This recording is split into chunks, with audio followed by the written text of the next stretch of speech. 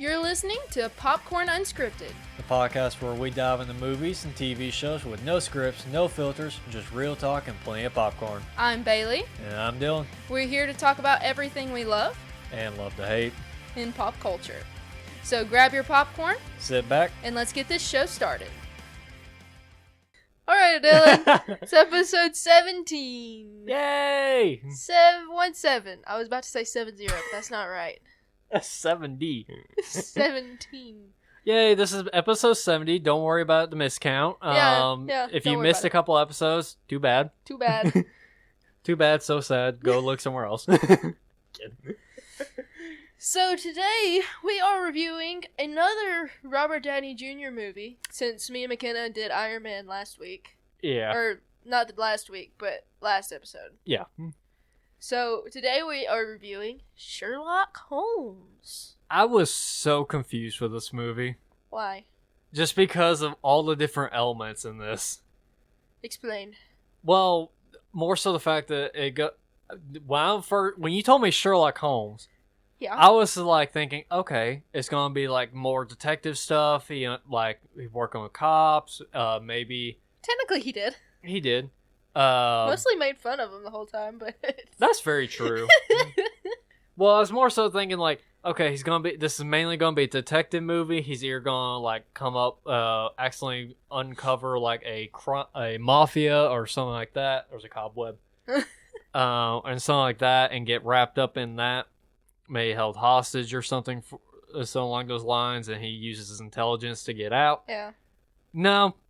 No. It's kind of similar. It's kind of like that, but and big unveil is satanic stuff, black magic. Yep. Visualizing knocking people the crap out. Yep. I was so confused. I was like, okay, did I watch the right movie? If it had Robert Downey Jr. in it, yes. You did. Yes, you But did. then again, I also noticed it was 2009. It's like, okay, never mind. This makes more sense. And also, the time period where the movie takes place also has a point to it as well. Yeah, seeing the fact that I think this would take place also during the Salem witch trials also. I don't know, because this takes place after the Civil War. Okay. Because the Civil War was mentioned in the movie. Well, granted, I think the witch trials went on for a few years. I don't know when. But the witch trials happened here in the U.S., not in the U.K. Yeah, but then again, I'm thinking like time period wise, this is what it mainly sticks at. Because, Salem witch trials were 1692 to 93. So they only lasted a year. Yeah, and this takes place in the late 1800s. Okay. So it wasn't during the Blair Witch trials. It gives me that vibe, honestly, at times. Yeah. Cause especially with the way people are dressed and everything, it makes me think of that. Which, yeah, because during that late 1800s is kind of when black magic was still like a big no-no, but it was like it was more so in the UK than it was in the US at that time, I think. Yeah, but then again, the UK's style of clothing back then also, it looked very similar to our old styles like from years ago. Well, yeah, we came from them. That's why we had the Civil War. That's not what I meant. Or no, Revolutionary War. Revolutionary War. Civil War was fighting each other. Yeah. Yeah, we don't talk about the Civil War. We don't talk about that. But anyway, so what were your initial thoughts when you first saw Sherlock Holmes? How did it differ from your expectations, especially compared to other portrayals of the iconic detective? It's definitely a very interesting take, I will say. I think so, too. It was not what I was expecting whatsoever. Because, like I said earlier, I was thinking like more so like detective-wise and stuff like that, most TV cop shows and stuff, but yeah. But it's on the level of Sherlock Holmes style, though. Yeah. But it's definitely like a very, I don't know how to put it, a shell shock, I guess, from seeing it portrayed completely different than what I was expecting. Yeah. And it's not that, Grant, it was alright movie. I wouldn't say very like amazing, but it was good. I I enjoyed it. Of course, I've watched the movie like a gazillion times because... Well, again, this is the first time I've ever seen it. Yeah. Or heard of it. Yeah. Because I don't know all the movies that Robert Downey Jr. has all starred in. Well, I had a Robert Downey Jr. phase, so... Yeah. Which, I talked about that last episode, but... Yeah, just a tad. Just a tad bit of an obsession. As she turns around and looks at her Pedro blanket. You cheating on Robert? No, we kind of broke up because then I went to David Tennant there for a while, who was the 10th Doctor in Doctor Who. I kind of went to him for a little while. Stay tuned for next 10 episodes, because then she'll have one on one side of her couch, or her seat is going to have Pedro, and then the other one's going to have Robert, and in the middle it's going to have Doctor Strange. Maybe. Who knows? So, the film combines action, mystery, and humor. Did the film balance these elements well, or did it feel like it was trying to do too much at once? I think it tried to do a little too much. A little too much? A little. Granted, the humor, yes, it balanced very well with the action and stuff. It's just that the random stuff is what threw me off. I think they went a little too overboard. Which random stuff? Well, I'm talking like like specific, like one thing specifically. I guess it's more so the visualization of like knocking someone out and everything. That's what threw me off a little bit. So, here's the way I take it. So, it kind of puts you in Sherlock's mind and how he analyzes things. Okay. So them like breaking down the fight and what he's doing, because it all happens so quickly to the human eye, it breaks it down into how he thinks of it in his mind. Okay. Because I was thinking like, okay, it's the same shot that they're already about to do, but just slowed down to, and he's narrating of what he's about to do and what damage he's going to do. Yeah. Like fracturing the dude's ribs, fracturing his jaw. No, he broke his jaw. Okay, broke his jaw. I thought you said fractured. No, he fractured. Fractured? He popped it out of place. Oh, dislocated it, and then he popped it back into place with another punch, and then he broke it entirely with the third punch. Just that like that just demonstration. Thinking about it, that actually made my own jaw hurt. And then he already had most of his ribs cracked. Yeah, he already has ribs cracked, and then he said he broke them. And then he broke three or four of them. And then there was like some that were still cracked. I just find it funny that he confused the guy with a napkin. Yeah, he threw it up and then did like a hand with block his blind jab. Yeah. And then boom! Right there. It was very entertaining to see those slow motions, honestly. It was very entertaining. But it also shows that he is smart enough to the point where he knows where to hit in order to cause the most damage. Yeah. To be fair, doesn't Sherlock basically know the anatomy of a human body, like down to the molecular structure? Yeah. Yeah, because I think so. I feel like I've seen somewhere that he's smart enough for that. But in this, he's smart to that aspect, but he also is like an inventor. He also has like this inventor sort of thing to it. It makes me think of Inspector Gadget. Sort of, yeah. Like a just not him being a robot, basically. Yeah. I can see that. Especially with how he was using the violin it was to make those flies in the candle spin or fly in like a counterclockwise motion. Yeah, I thought that was kind of cool. See, that's like one of the things that I like about his Sherlock Holmes is that he likes to figure out things. Like he could take like the most random thing and just figure out something about it. Definitely random with the flies. Yeah, it's very random. Like there's no point in that. It's just there. It's just there. It kind of shows how Sherlock is, how his personality is. Yeah. But anyway, just trying to figure out everything, how it works and everything. Yeah. Because he has to keep himself entertained somehow. That's very true. Especially since the fact that he also made a lot of friends when he was waiting to get bailed out. Yeah. The police bailed him out. Yeah. Well, not the police. It was those black magic people. Because they gave him a book with satanic stuff in it and everything. No, they didn't give him that book. Oh, I thought they handed it to him and told him that they needed his help. No, he took it from that guy's place. That was the guy that was in the bathtub that died in the bathtub. And he ended up You missed that part, didn't you? I guess I did. Yeah, so I remember the part about someone dying in the bathtub, but I couldn't remember where the book came from. So the book comes from the secret room that he ended up finding at that crime scene. Oh, gotcha. So he was like shooting that like the air stuff that was coming like I don't really know what it was, but it was some kind of solution. He would shoot it like he was looking, and that's how he ended up finding the secret room, because the air from in that room pulled that smoke into that room, and so he ended up finding the secret room, gotcha. Which had all the satanic stuff in it. Okay. And so that's how he was able to find the book, and he found all of the stuff like the man, eagle, lion, man, eagle, lion. There's one more. Really, I need to rewatch it because I missed that entire fucking part. You said you watched it, sir. I did. I was watching it before I got called in early.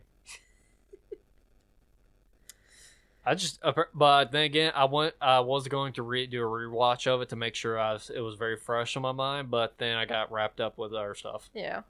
It's okay. You just have to watch it again later. Yeah, I'll probably watch it while I'm at work.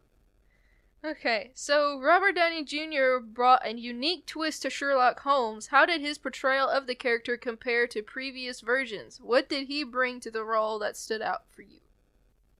I don't know. I guess it's the way he analyzes everything. It's the way, for some reason, I guess I just put it in mind of Iron Man, Tony Stark character. Like a British Tony Stark? Yeah, basically a British Tony Stark, but I guess a less playboy.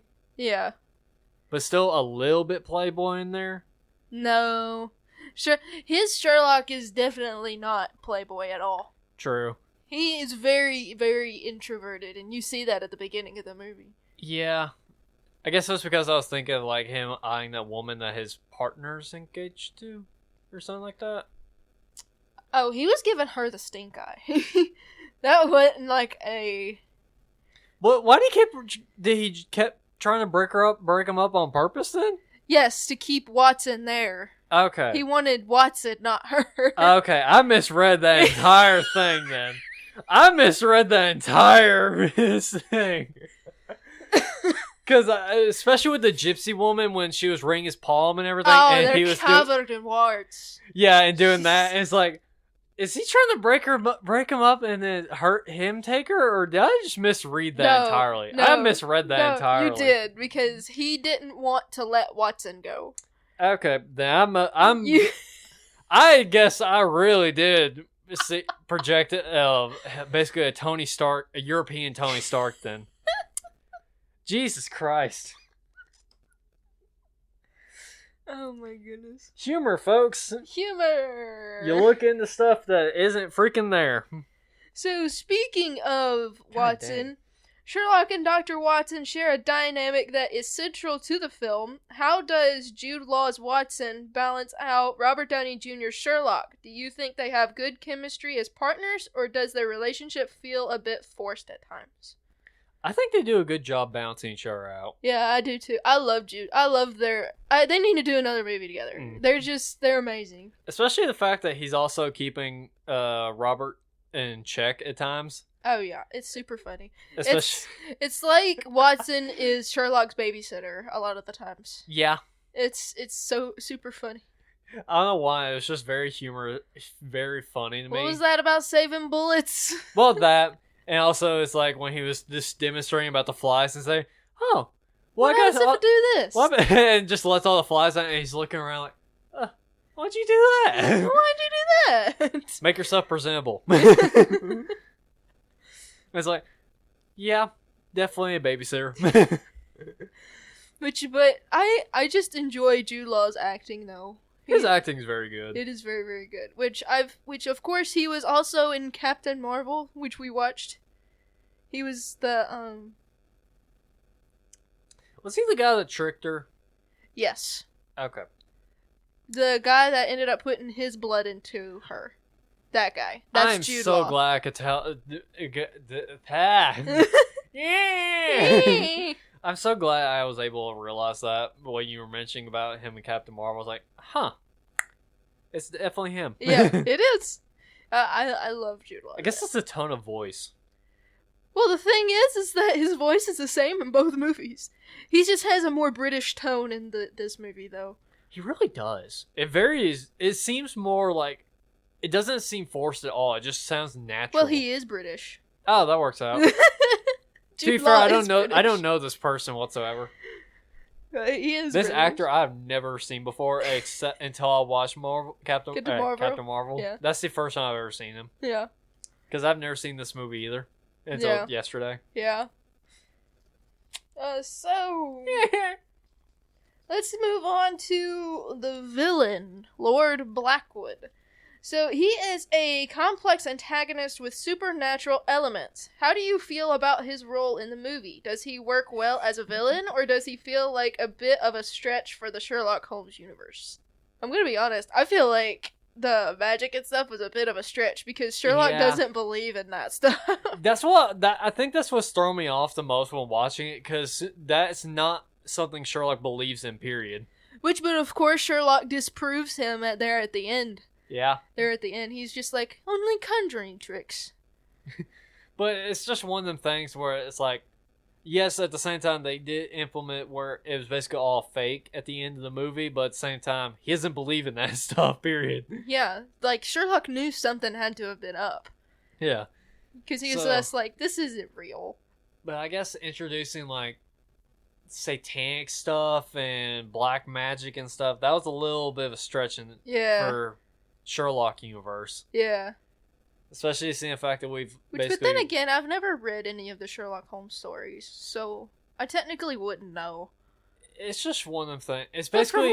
But from what you've heard growing up, Sherlock Holmes, like, that doesn't sound like something Sherlock would do. It just puts me in mind of Batman in a way, but just without the crime fighting part. Yeah. It's basically just that the world's greatest detective, and he's able to figure out stuff, like, very easily. Yeah. Even if it stumps him for, like, a little bit, he then figures it out later on, like, with just the smallest bit of information. Yeah.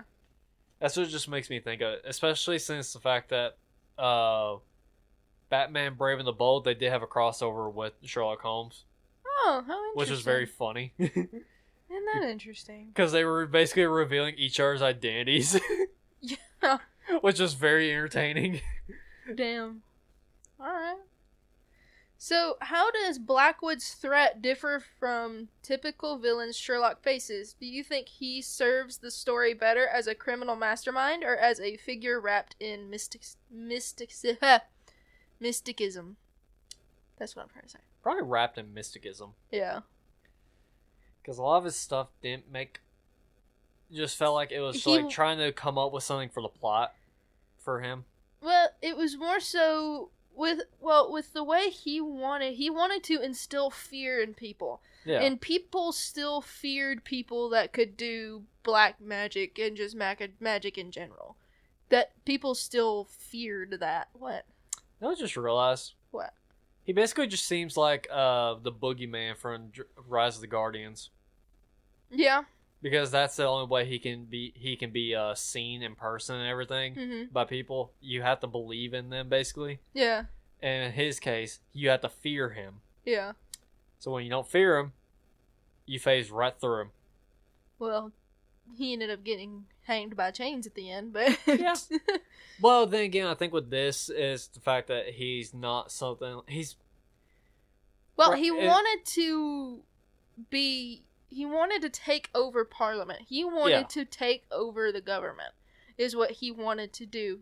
So the way he wanted to do that was instill fear into these people so he can take over Parliament. He wanted to destroy everything and just rebuild it the way in his image, because he pretty much saw himself as like a god.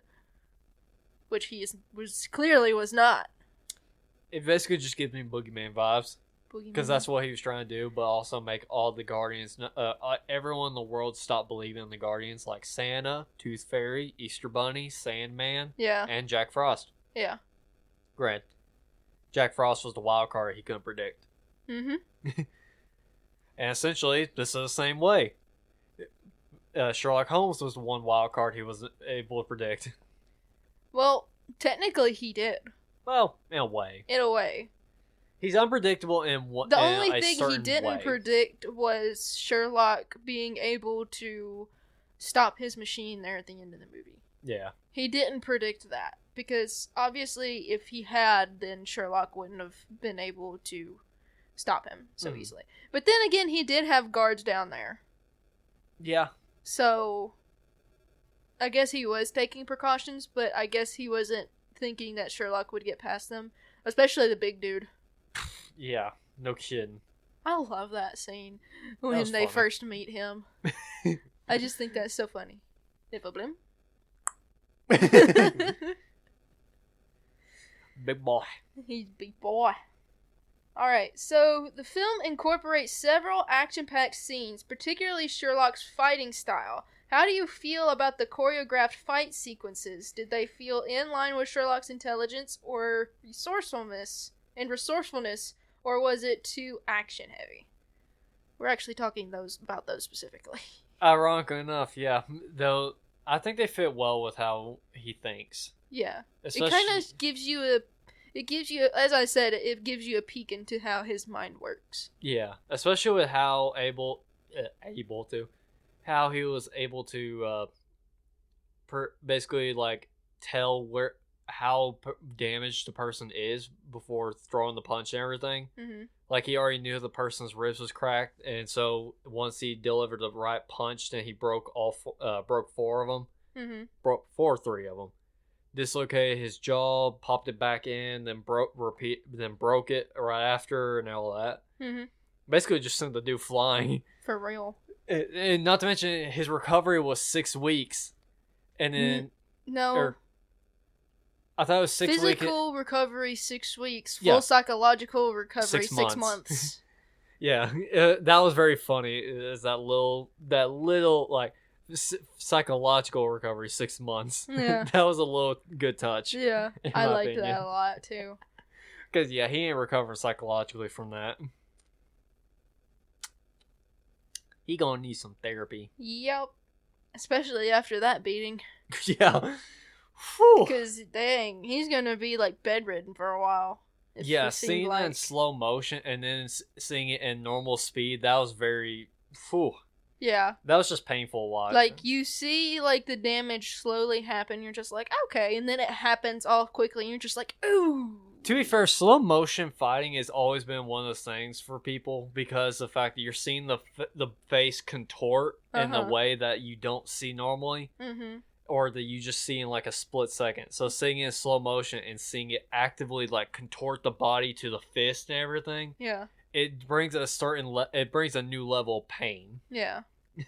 that you're definitely not gonna feel. Yeah.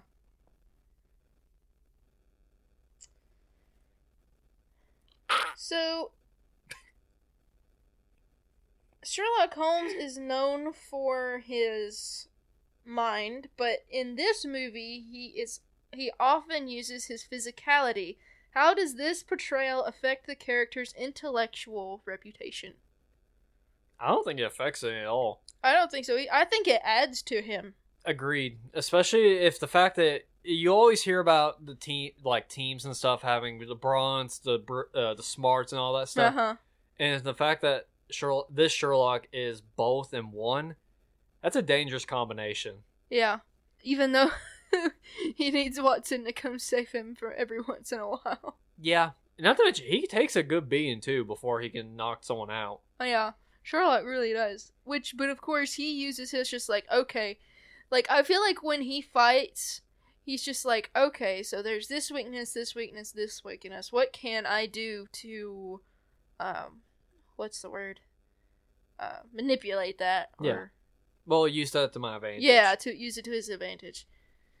I think it does a good job with that, especially seeing the fact that you do see him take a lot of beatings before he can do anything really. Mm-hmm. It's because he's not sure of what to do fully at the time. Because for example, that brawl at the beginning, basically. Yeah. You do see him like kind of dancing around. He'll throw a punch, then back up and like dance around him, move basically. Like, I guess to get into the right positions. Yeah, feel out where his weaknesses and everything is, where his strength is, especially with his reach. The dude has reach. He does. So throwing that into a factor, and he was able to take a good beating beforehand too. Mm-hmm. So he definitely does have the bronze to also like take a punch and also throw back one twice as hard. Yeah. You at least know that he can take care of himself if he has to. To a certain degree. Until Watson has to step in. Yeah, that already just gets a little too riled in the head. Just wait till you see the second movie. There's a cool scene. There's a second one? Yeah. Sherlock Holmes, The Game of Shadows is what that one's called. Oh, that sounds interesting. It is. The second one has to deal with the Professor, Moriarty. Ooh. So you actually get to see the both of them. Alright. Tango.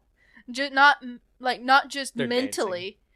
Mentally, it's a mental battle between the two of them, really. Okay. Because they're both intellectually the same. Okay. Ooh. It's very interesting. I got hiccups. Alright, so the tone of the film blends mystery, action, and even humor. How does this movie compare to your expectations of a Sherlock Holmes movie? Did it feel fresh, or was it too far removed from the original stories? A little bit of both. Yeah. I would say it's fresh, in a sense, but I also feel like it's a little bit far-fetched for... Put a little too much that did not need to be there. Yeah. Granted, you really can't do much with a character of Sherlock Holmes because everyone's basically heard of him, basically. Yeah. Especially with his stories a lot of times being adapted and everything. Because, I mean, to be fair, I think he's basically the base of Batman, basically. Mm-hmm. Since he is now technically the world's greatest detective. Yeah. In a sense. So I would say that he's definitely caused a big influence. So throwing in like stuff that he doesn't even believe in was a little bit of a gamble. But it also shows, like, especially back then, how people would fake stuff in order to gain fear from other people. Which, I mean, is not far from how things are done today either. Yeah, especially seeing the fact that this is during the 1800s. So this would be... And especially since America had just ended the Civil War at this time. Because Blackwood did mention that. To be fair, it won't be... I think it's the late 1900s or 1990s, I think, is when Jonestown happened. And, was it late 1900s? Or, it was late 90s or late 80s. Is that town that basically that dude was basically raising as a cult and then basically slaughtered every single person there? Oh, yeah, I know what you're talking about. Yeah. And basically using religion as a cult, pretty much. Yeah. So, it definitely is within the right time period, honestly. Mm-hmm. And does a good, because especially during the 1800s where we really had very lack of understanding of everything and we're still understanding how the world works fully. Yeah. Because, I mean, granted, we didn't have a lot of stuff, and that goes to show with Back to the Future Part 3, Doc creating a refrigerator. Yeah. It really shows how far behind in anything we had in the 1800s. Oh, yeah. So, granted, I'm trying to think of when this would take place. Which, because in Back to the Future Part 3, that was the year 1885. And that was the late, in there. And this is supposed to be, like, early 1800s? No, late 1800s. Okay, It's so late, we're in the so same it's in time the same period. time period, yeah. It's just that we're in different place entirely. Different part of the world. It definitely goes to show how different everything is compared to America. Mm-hmm. Especially with the how the area is and everything, how people Which of course manufacture and everything. Which of course that movie was in the Wild West, whereas this movie's in London, England. Yeah. Again, a lot of the Wild West stuff took place in the 1800s. Well, yeah, because that's when the West was kind of like wild. Yeah. Because a lot of movies, a lot of times they would take place in the late 1800s, never in the early. Yeah. Which is kind of weird. Which I guess mainly because we don't really know a lot about the early 1800s. I mean, there is documentation of the early 1800s, but not a lot. Not a whole lot. And granted, it can easily be manipulated, like for example, Back to the Future Part 3, when Buford Tanner got pissed off at that one guy for... Tanner? Did I say... Wait, what did I say? You said Tanner instead of Tannen. Whoops. Buford Tannen, how he shot that one reporter so they didn't have a lot of information go after that because of that, because he depicted him in a bad light, which is very true. Mm-hmm. So you don't have a lot of documentation of stuff back then, and it's very rare for a lot of stuff to really stay the test of time without deteriorating due to age and everything. Yeah.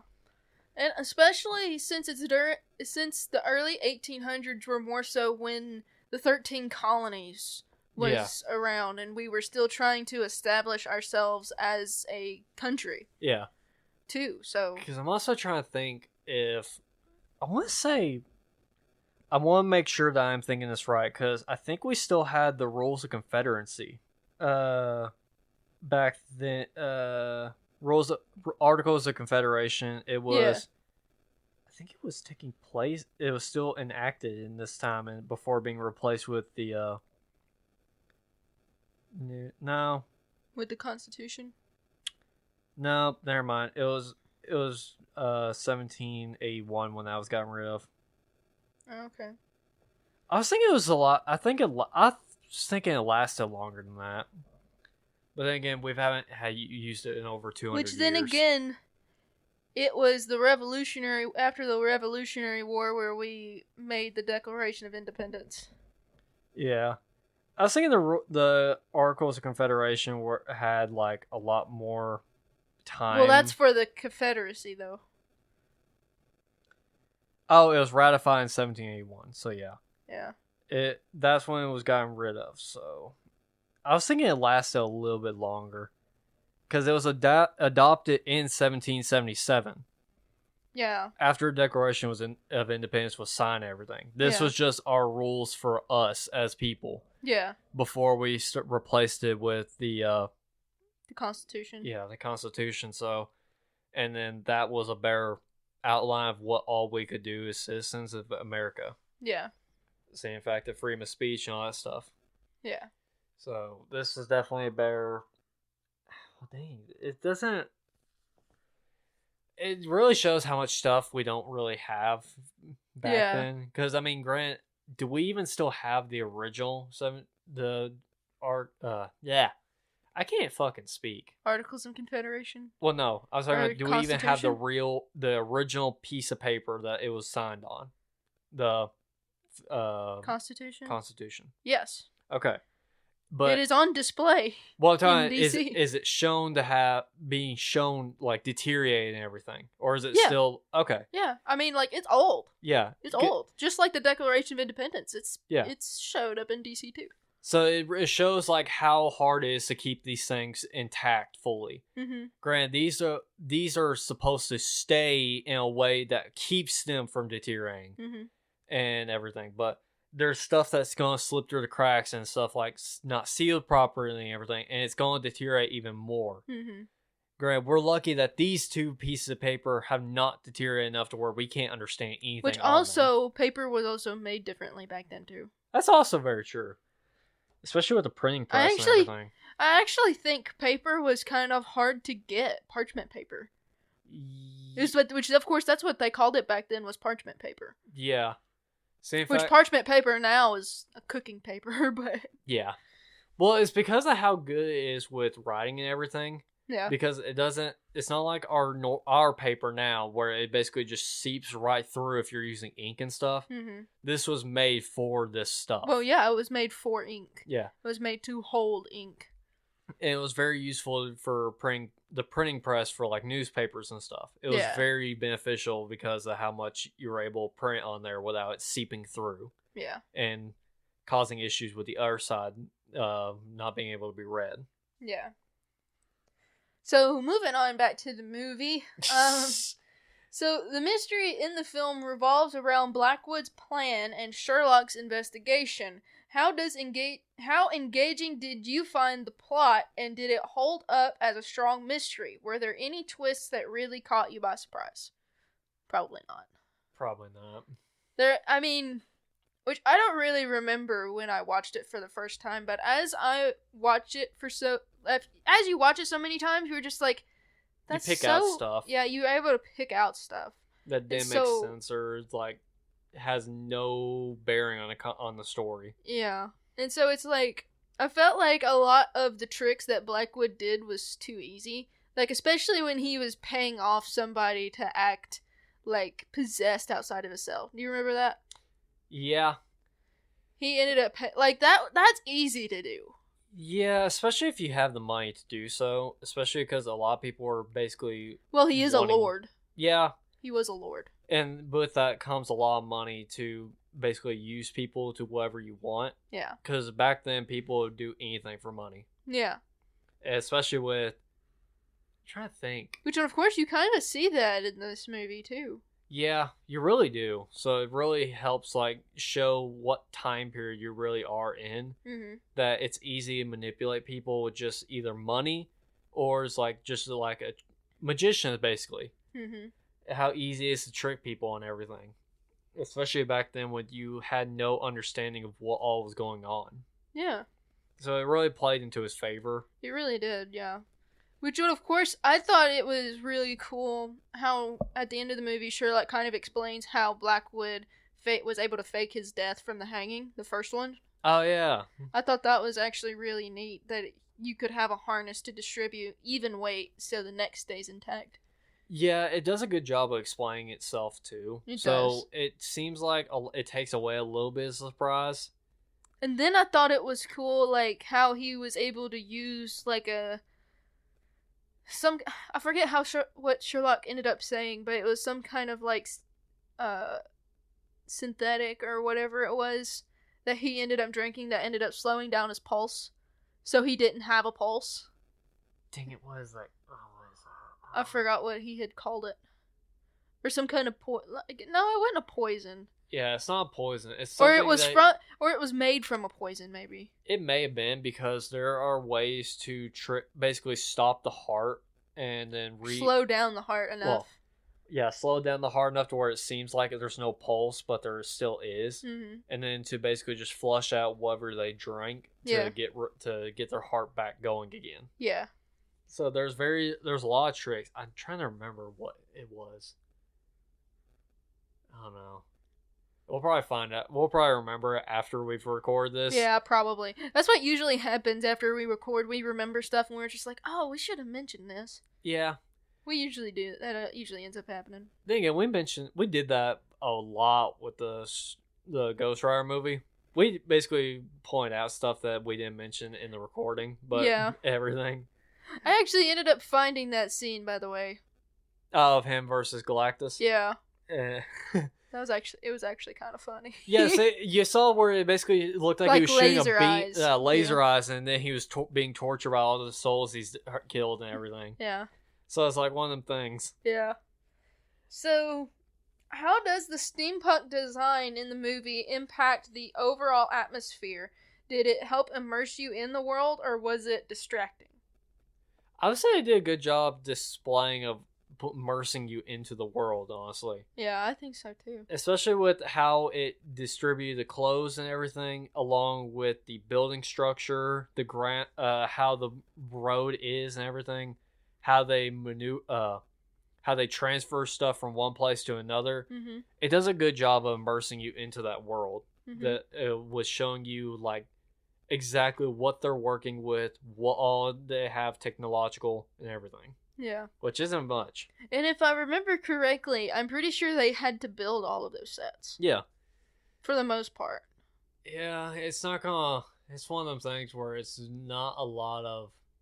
Great, it could be just like some studios where it's just basically painted on a piece of plywood with stencils out the back to make it hold up. Yeah. But at the same time, it looks like actual buildings. Yeah, so the way they do it is, I think, is they just build like 3 panels and it just looks like the outside of the building. Ah. And then they kind of like go back and do like CGI to fill in other places that they missed. Granted, with the inside, it's easier because you can just go into a random spot. Yeah, you can just make a set. It's easy to make a set that's just one floor. Yeah. Well, at time, even with that, you can literally just go into, you can just like sign off for permission to like use a random building that looks similar to one you're recording. Yeah. On the outside, that's fake. But on the inside, it's an actual store and everything. Yeah. Yeah. And so it helps make it more immersive that way, but you're just going to be setting up like different props from that era. Yeah. Yeah. So I think it does a good job of immersing you into the world. I think it does too. I think that's why I like it so much. Because how more immersive it is. Mm-hmm. Because it's like this is one of those movies that I can just turn on, you know, and it just be on in the background. It's just one of those kinds of movies for me. It really is. So moving on to Irene Adler, the love interest, which is Sherlock's love interest. So she is portrayed as a strong, intelligent character, but with a more romantic twist in this film. How do you feel about Rachel McAdams' portrayal of Irene? That's the actress name. Does she feel like a necessary addition to the story, or does her role complicate the dynamic between Sherlock and Watson? Complicates the dynamic. Well, yeah, that's what she's supposed to do. Exactly. That's her job. That's her job. That was literally her job, was to manipulate Sherlock. So yeah. It was her job. So it was literally what she was basically told to do. That's what she was hired to do, was to manipulate Sherlock's feelings for her.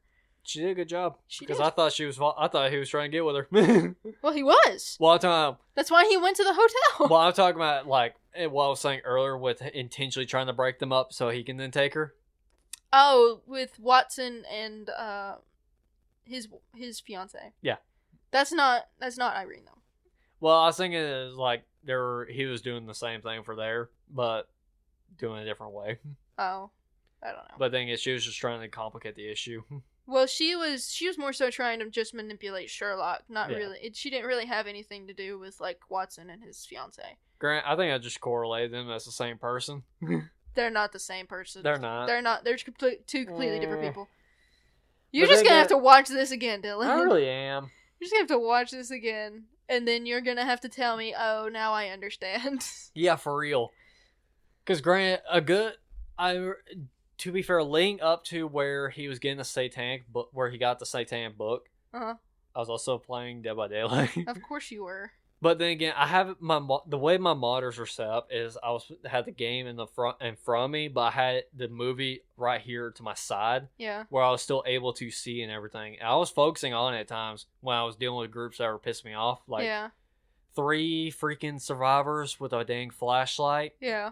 While I'm trying to do adept achievements for the killers. Oh yeah. Where you use only their 3 perks and that's it. Mm-hmm. Well, there's 3 perks only, and then whatever add-ons you want for the weapon and offering. But I was doing that, and I was watching it while playing that. Yeah. It was definitely a good movie to watch off to the side and everything. I do agree with you there. Yeah. Because it does have its way of you can tune out and still get what they're doing and everything. Yeah. And then tune back in at certain points to pull that draw you in, like the fight scenes. Yeah. It does a good job pulling you in. What's your favorite fight scene though? For me, it's the one where he has like the electric wand thing. I would say that one. I love that. I just find that one to be so hilarious. And then once they get to like the boat area where they're building that boat, I would say the electric one and the big boy. Big boy. Big boy. Big boy. The bigger they are, the harder they fall. But I'm curious, how hard did you laugh when they showed him naked, handcuffed to the bed?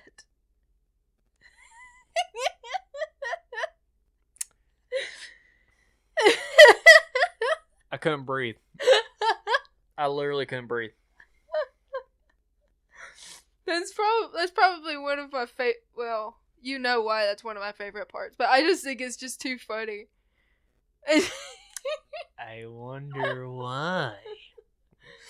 But it's one of my favorite parts. I think it's just so funny. So, how does Irene Adler's relationship with Sherlock evolve throughout the film? Do you think it's more about romantic tension, or does it focus on her being a powerful adversary for Sherlock? He over there realizing something as I was... No, I'm laughing because you were mentioning about the naked scene with Robert. Mm-hmm. And then behind you, it just happens to be a sad Pedro face. It's like, dang, am I not attractive enough? Well, I did see that shower scene with him, though. Yeah. And material. You didn't have much of a reaction to that. No, because I had already seen it on Twitter, so I didn't have much of a reaction to it. So well, I had already been spoiled on it. Well, how dare you do that to Pedro? Oh, sorry, baby. I love you. Let's say, how dare you look at a spoiler instead of seeing it straight from the movie? Well, technically with Twitter, you can't help it. Then don't go on Twitter! Well, I kind of have to. I have to do the posts and things. Okay, do I need to re-say that question? Yes. Okay. Sorry, I was too busy laughing at the Well, now you made him look cross-eyed. He literally looks like those funhouse mirrors where your eyes are so close together. Yeah. He literally looked like that. It was like, dang, what happened to him? So, how does Irene Adler's relationship with Sherlock evolve throughout the film? Do you think it's more about romantic tension, or does it focus on her being a more powerful adversary for Sherlock? I'll say more powerful adversary. Yeah? How? Well, to be fair, she's able to get into his head. Yes. A lot. But then again, that of course she can easily do that because he loves her. True. Well, that's what I'm thinking. That's what I'm saying. Is basically she had him wrapped around her finger. Yeah. And more He's of a way, simp. He's a dadgum simp. I hate that word. I hate that word. Along with the gooner crap. I haven't heard that. I don't know what that is. I hate those two words. But gooner, from what my understanding is, gooner is basically just another word for freaking degenerate. Degenerate? That's all it is. That's all it is. So if you see anything like on TikTok or anything that has like a female lead or something along those lines or something like that, and someone says Gooner game, that's basically what they're saying. It's a degenerate game. Oh my gosh. Anyway. Those two words just piss me off because it's the dumbest word that ever created. And it's like, at that point, just go back to calling someone like a creep or something. Yeah. That's a better way of saying, or something like a perv or something. Yeah. Go back to saying perv. Just say that. If you want to say it's the same thing, but no, it's not. It's not even a word. No. Gooner is not even a word. It's really not. It's literally well, goon. You have Goonies. Well, that's different. That's the title of a movie. It is true. Goon is like goons for like a group of villains and stuff. Yeah. Like Joker goons, stuff like that from Batman and stuff. It's literally just adding ER to it. It makes it a non-existent word. And it's like, okay, let's just give this a random definition. Which then again, aren't all words make up? That's just the English language in definition. Made up words that are more complicated than they need to be because it's like one of them things. No! It's actually easier to learn other languages. English is the most complicated language ever created. Well, it is. And it's made that way for no reason. But yeah, his character's a simp. Yeah. As much as I hate that word, I have to agree. I hate that word. I mean, she has him wrapped around her face. He would do, like, literally, he got a disguise and went after her. Yeah. Got in disguise and went after her. He was definitely... Caused an allergic reaction just to make his voice deeper. She definitely had wrapped around his finger. Her finger, my bad. Her finger.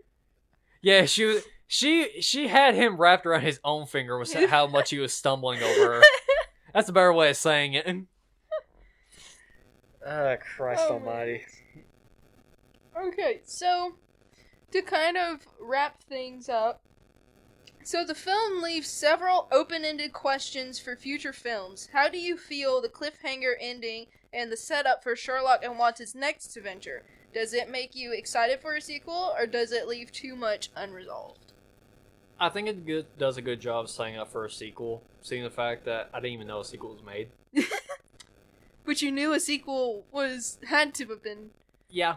I didn't know a sequel was made, but at the same time, it leaves a good enough cliffhanger where you definitely know, you can definitely tell if they're going to or not. Yeah. Or it's just going to be one of the things where, like a lot of shows where they leave a cliffhanger, then never make another.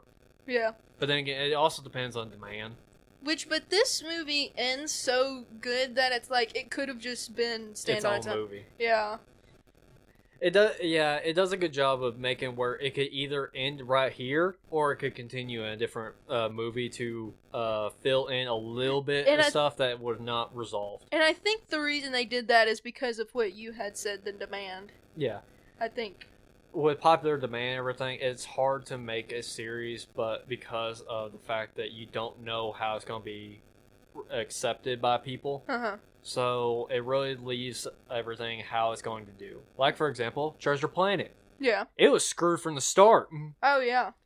See, the fact that Disney didn't even want to make it, but they just said screw it and let the people make it. But there was another movie that ended up getting screwed over. And it was screwed over by Fox. The City of Ember. There it is, yeah. Yeah, Fox screwed them over. Because we were talking about that after recording Ghost Adventure. Ghost Rider. Ghost Rider, yeah. We were, because we searched up the book and everything, because we didn't know there was a graphic version of it. Yeah. And we found the original that we grew up reading in high school and everything. Yeah. And when we found out about the movie being screwed over so bad where they didn't even want to continue the series. Yeah.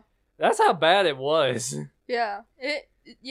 That movie just got poorly screwed over. We'll have to review that movie. I agree. We'll have to do that. I enjoyed it. I enjoyed the book. Yeah, that was like one of the few books in school that I actually enjoyed. Yeah, Sea of Ember and The People of Sparks. Yeah. We read both of those, and there's two more after that. Yeah, it's basically like Miss Peregrine, basically. Yeah. They have a good movie, but then the movies get screwed over. Mm-hmm. Especially Miss Peregrine, they definitely got screwed over trying to combine 4 books into one movie. Yeah. And they only used 2. Yeah. It really screwed over. Especially, I think it's the girl that was able to float and the girl with fire hands. They had them backwards. Weird. In the movie. But it's the girl that had the fire hands that liked Abe. Not the girl that had the floating power. So I don't know why they screwed that up. Lord knows. No telling. That's all for today's episode of Popcorn Unscripted. Thanks so much for tuning in. If you enjoyed the conversation, be sure to follow us on Twitter and Instagram at PopUnscripted, then Popcorn Cinema on Facebook. And let us know your thoughts or any suggestions for future episodes. Don't forget to hit that subscribe button so you don't miss out any future episodes. We upload every Wednesday and Saturday. If you'd like to send us a message or subscribe for bonus content, check out the links in the description. Your support means a lot and helps keep the conversation going. If you enjoyed the episode, don't forget to leave us a review. It helps us out a ton, and we love hearing your thoughts. Until next time, keep your popcorn close and your movie critiques closer. Thanks for listening to Popcorn Unscripted.